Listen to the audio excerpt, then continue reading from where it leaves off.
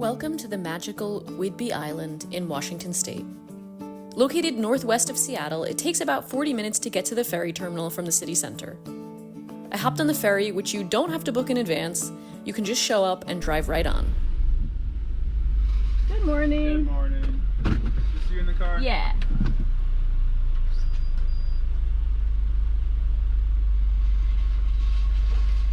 There you go, lane 5. Thank you. Have a good day. You too. Well, good morning from Mukilteo Ferry Terminal. And welcome back to another episode where I butcher all the names of towns in the state of Washington.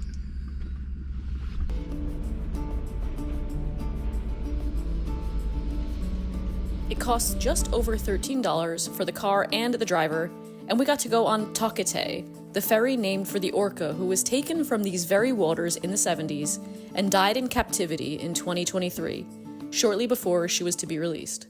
Back in the car, I think it's only like 20 minutes. We're just about to get into the dock at Whidbey. That fresh, cold sea air, oh, it's so good. I'm excited to spend the next couple of days here. It looks so beautiful. Today is supposed to be the worst weather day. It's a little bit cloudy. It was supposed to rain, but no rain now on the forecast. So just a little bit of cloud, and then tomorrow and the next day are gonna be beautiful. We're looking here at the end of June, so it's not quite like summer weather yet here in sort of Washington, but it's close enough. I'm excited.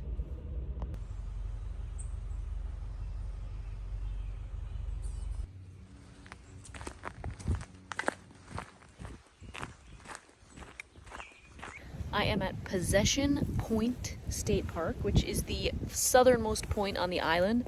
I thought I would go from top to tail, so starting here at the southernmost point. The sun has come out. I've spotted a harbor seal, just bobbing his head around, doing some fishing. It's a classic Washington beach. A lot of driftwood, very rocky, and I guarantee that water is ice cold. I haven't spotted any orcas yet, but there's still time. I enjoyed some time at the beach for a little while and then headed back on the road to visit the nearby town of Langley. One of the things I was excited to check out in the town was the Langley Whale Center, to learn a little bit more about the different whales that visit this part of the world, especially the orcas. That whale museum had a map, and it had little stickers and notes on it from sightings of the orcas and the humpbacks in the last couple of days.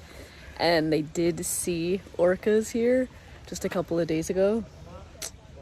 So probably unlikely going to see them today then, but that's so cool that you can just see them off the shore. It's incredible. They have all of these viewing areas to see the whales around Langley, so it felt kind of magical. All the hope of everyone who stood along the waterfront scanning the bay.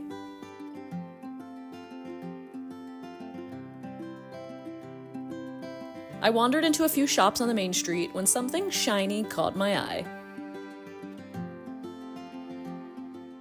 I ended up spending a little bit more time in Langley than I planned, but I think it was worth it. I got a piece of pie that I'm going to take with me to the beach. I spent some time enjoying the view and like looking for whales, which I didn't spot, but I did spot another harbor seal. And I went into this jewelry store called Foamy Wader, and it had all of these beautiful, like sort of nautical themed pieces of jewelry at super affordable prices. Like nothing in the store was like over $80. Really beautiful handmade pieces. The two women that were in the store were so nice. And there was a pair of earrings that I saw that were really pretty. They had anchors on them, but they were a little bit big. So I asked if they had them in a smaller size, and they said, no, but we'll make them for you if you want to wait for a little while. So they made them for me. I just picked them up. Let me show them to you. They're so pretty. Look, pretty with the anchors on them.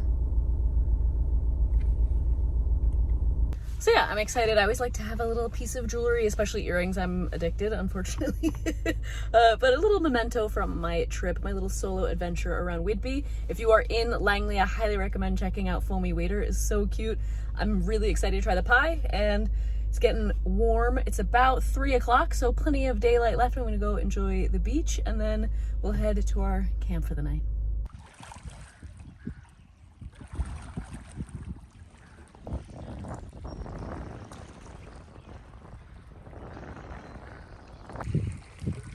how beautiful this looks. I got the Marionberry pie. It's so good. It's like tart, but a little bit sweet. The pastry is unbelievable. It's so flaky. What a great afternoon pick-me-up. This is Hidden Beach. It's not that hidden, obviously, because it's on Google Maps and it has a parking lot. And there were other people here when I got here, so not that hidden. It's also not much of a beach, as you can see, mostly just driftwood. But just sit by the water, the sound of the water lapping against the rocks. It's very peaceful. Gonna have some pie, finish my piece, and then I'm gonna head to my campsite for the night. So see you tomorrow. Ebey's Landing is a National Historical Reserve, which was established in 1978. Within the reserve are buildings, working farms, hiking trails, and 2 state parks. You can still go into the lighthouse. It's actually an information center now. It's open every day from 12 till 4. I'm a little too early. I think it's only like 10 a.m., so shame, but pretty cool. I was most excited to get out on the Bluff Trail, so that was my next stop. So I parked here, used the bathroom, and now we're gonna go up and around on the Bluff Trail and then back on the beach, hopefully. I think it's like 2 or 3 miles.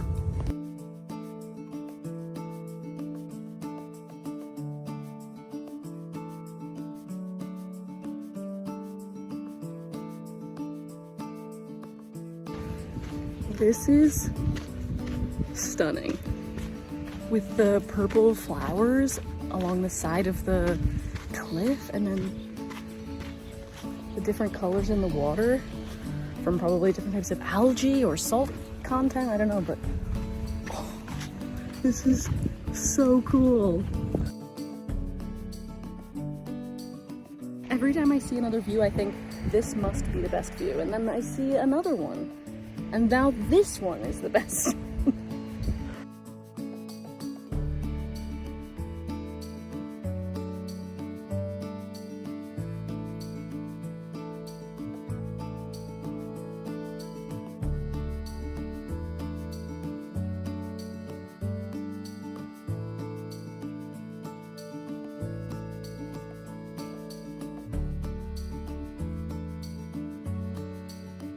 Definitely recommend doing the bluff first, so walking the trail like counterclockwise, because it's a lot less steep on that side. When you come down, I think it would take longer to walk up that way, but also the best views are on the bluff.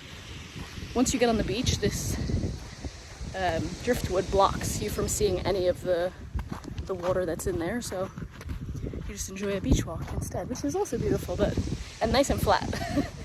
And the sand is pretty like packed, so it's not too difficult to walk on either. So pleasant. But yeah, the views are definitely up on the ridge. What a great morning activity. I'm gonna go back and have a little lunch. I packed some sandwiches, and then we're gonna go to Coupeville, which is one of the towns that's in sort of the central part of the island, and check that out. Coupeville is one of the oldest towns in all of Washington, settled by sea captains and farmers in the 1850s. It's also home to one of the best history museums I've been to in Washington.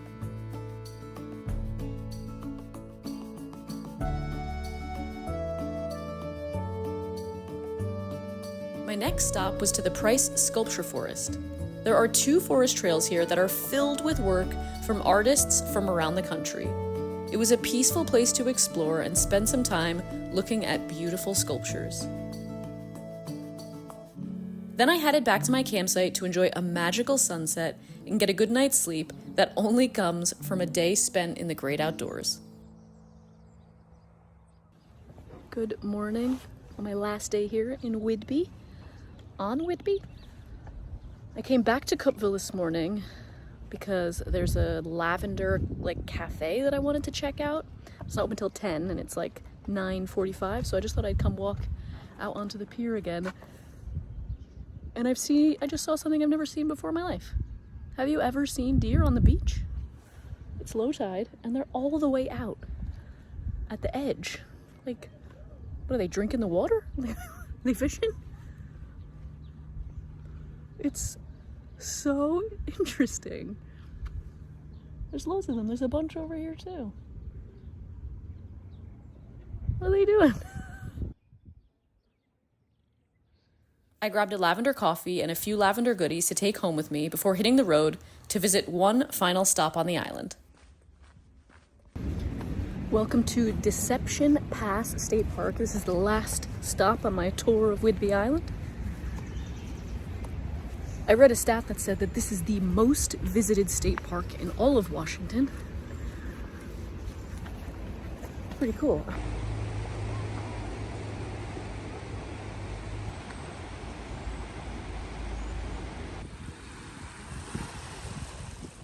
I love that sound when water recedes from like a pebbly beach. It's like a little xylophone kind of. So beautiful. It's really peaceful here, despite being quite busy. What a perfect place to end my weekend in Whidbey. I had so much fun. It's so beautiful. I'm glad I gave myself a couple of days. You could definitely do it as a day trip. If you started super early, you took the ferry and then sort of drove up this way. I'm about an hour and a half from home in the other direction as I head north and around and back towards Seattle. So it's definitely doable, but I didn't rush anything. I've had plenty of time. The weather's been a little chilly here, but mostly beautiful, no rain. I love that sound. Oh. I hope you enjoyed exploring Whidbey with me. If you did, please give this video a thumbs up. It really supports my channel, and I will see you next time.